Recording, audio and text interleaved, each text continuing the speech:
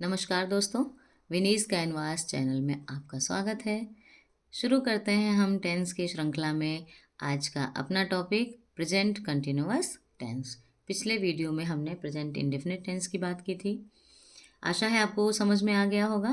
Present indefinite tense में हमने उन वाक्यों की बात की थी, उन हिंदी वाक्यों के बारे में बात की थी जिनके अंत में ता है, ती है, ते हैं इत्यादि शब्द इत्यादि आते हैं।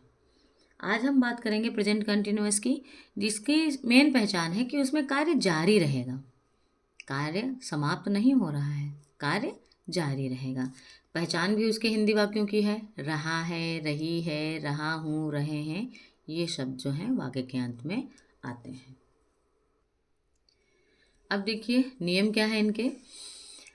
प्रेजेंट कंटिन्यूअस बहुत ही सरल टेंस है, बहुत आसानी से समझ में आ जाएगा एक ही बार में। नियम देखिए इसका। अफर्मेटिव अगर साधारण वाक्य की बात करें तो साधारण वाक्य में भी आपको कर्ता कौन से वचन का है इस बात का खास ध्यान रखना पड़ेगा, क्योंकि इसमें जो सहायक क्रिया है वो इज, एम या आर है। इज कहाँ आती है दोस्तों? जब कर्ता आपका एक वचन होगा तब इज का प्रयोग करेंगे। जब कर्ता मैं होगा तो उसके साथ एम का प्रयोग करेंगे, सिर्फ मैं के साथ। और बहुवचन कर्ताओं के साथ में आर का प्रयोग करेंगे। इसके साथ ही मुख्य क्रिया की पहली अवस्था होगी, उसमें आपको आईएनजी जोड़ना रहेगा। उसके बाद में कर्म। जो वाक्य का फॉर्मेशन है इसको आप ध्यान में रखिएगा। वाक्य का फॉर्मेशन जो है वो प्रत्येक टेंस का, प्रत्येक सेंटेंस का एक ही जैसा रहता है।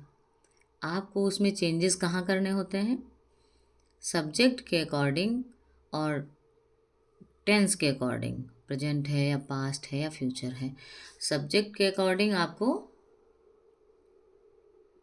क्रिया, सहायक क्रिया का ध्यान रखना रहेगा, और टेंस के अकॉर्डिंग भी आपको सहायक क्रिया और मुख्य क्रिया की अवस्थाओं का ध्यान रखना रहेगा। बाकी जो सेंटेंस का मेन कोर जो फॉर्मेशन है कि सबसे पहले सब्जेक्ट आएगा, उसके बाद में हेल्पिंग वर्ब आएगी, उसके बाद में मेन वर्ब आएगी, उसके बाद में कर्म आएगा, ऑब्जेक्ट आएगा। ये किसी में नहीं बदलने वाला है, ये किसी भी सेंटेंस में नहीं बदलने वाला है। तो अगर आप इसको अच्छे से जान ले रहे हैं कि सब्जेक्ट कहाँ पर लिखना है, सब्जेक्ट के जो पार्ट्स हैं, क्वालिफायर है, डिटर्मिनर है, इनको सबको आपको कहाँ रखना है। उसके बाद जो प्रेडिकेट के पार्ट्स होते हैं, वर्ब है, मेन वर्ब है, हेल्पिंग वर्ब है, ऑब्जेक्ट है, बीच में आर्टिकल्स आ जाते हैं, ए एंड द, इनको आपको कहाँ रखना है। तो अगर आपको सेंटेंस फॉर्मेशन अच्छे से आता है तो मुझे नहीं लगता कि आपके टेंस गलत होंगे। वर्ब में बहुत थोड़ी सी कन्फ्यूज़न रहती है कि वर्ब की कौन सी फॉर्म का आपको इस्तेमाल करना है। इसी तरह से हेल्पिंग वर्ब में भी आपको इतना तो ध्यान है कि इज, एम, आर है, मतलब हैं, हूँ, हैं, ये वर्तमान में ही आएगा। ठीक है, तो हम आगे चलते हैं। जैसे कि राहुल स्कूल जा रहा है, राहुल कर्ता एक वचन है, तो राहुल, राहुल के साथ में हेल्पिंग वर्ब इज, गो जाने की है, जिसमें हमने क्या ऐड ऑन किया है? ING, going to school.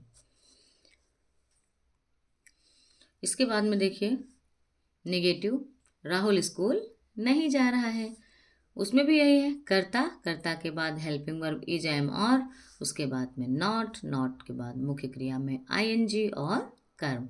Rahul is not going to school. इसके मुख्य क्रिया की अवस्था में कोई भी परिवर्तन किसी भी प्रकार के सेंटेंस में, अफर्मेटिव, नेगेटिव, इंट्रोगेटिव, किसी भी सेंटेंस में उसका परिवर्तन नहीं होना है। आपको बस इज, एम, आर का प्रयोग ध्यान रखना है कि सिंगुलर सब्जेक्ट के साथ में आपको इज का प्रयोग करना है, आई के साथ आपको एम का प्रयोग करना है, और प्लूरल सब्जेक्ट के साथ आपको आर का प्रयोग करना है। निगेटिव सेंटेंस में भी यस नो टाइप के सेंटेंस में आपको सबसे पहले हेल्पिंग वर्ब रखनी है, उसके बाद में सब्जेक्ट, सब्जेक्ट के बाद मेन वर्ब में आईएनजी का प्रयोग, और उसके बाद में ऑब्जेक्ट। क्या वे आम खा रहे हैं? Are they eating the mango. मैं किताब क्यों पढ़ रहा हूँ, ये डब्ल्यू एस टाइप का सेंटेंस है। क्यों? क्योंकि इसमें क्यों जो है बीच में आया हुआ है। तो सबसे पहले इसकी स्पेलिंग बनाएंगे, उसके बाद में हूँ की स्पेलिंग यानी एम, हेल्पिंग वर्ब, उसके बाद में कर्ता यानी आई, उसके बाद में क्रिया की पहली अवस्था में आईएनजी। पढ़ना रीड, रीड में ING, reading the book, book यानी object. Why am I reading the book. इसके कुछ और एग्जाम्पल्स आप देख लीजिए। बहुत ही सिंपल सा सेंटेंस है, बहुत ही सरल सा टेंस है ये। वह अपना पाठ याद कर रहा है। He is learning his lesson. मैं स्कूल जा रहा हूँ। I am going to school. बच्चे फल खा रहे हैं। The children are eating the fruits. Sita गीत नहीं गा रही है। Sita is not singing the song. तुम सो नहीं रहे हो। You are not sleeping. क्या मैं लखनऊ जा रहा हूँ। Am I going to Lucknow. क्या राम पत्र नहीं लिख रहा है। Is Ram not writing the letter. हम कहाँ पढ़ रहे हैं। Where are we studying. वे खिलौने क्यों खरीद रहे हैं। Why are they buying the toys. मैं पानी क्यों पी रहा हूँ। Why am I drinking the water. कुत्ता क्यों नहीं भौंक रहा है। Why is the dog not barking. Police चोर को क्यों नहीं पकड़ रहे हैं। Why are the police not catching the thief। Why are the police not catching the thief। आशा है कि आपको प्रेजेंट कंटिन्यूअस टेंस अच्छे से समझ में आया होगा। कोशिश तो मैंने की है। अगर कहीं भी कोई आपको दिक्कत लग रही हो तो आप हमें कमेंट में ज़रूर बताएं, उसको दूर करने का प्रयास किया जाएगा। इसी तरह अपना साथ बनाए रखिए, लाइक कमेंट शेयर करते रहिए और हमारे चैनल को सब्सक्राइब करिए। बहुत बहुत धन्यवाद।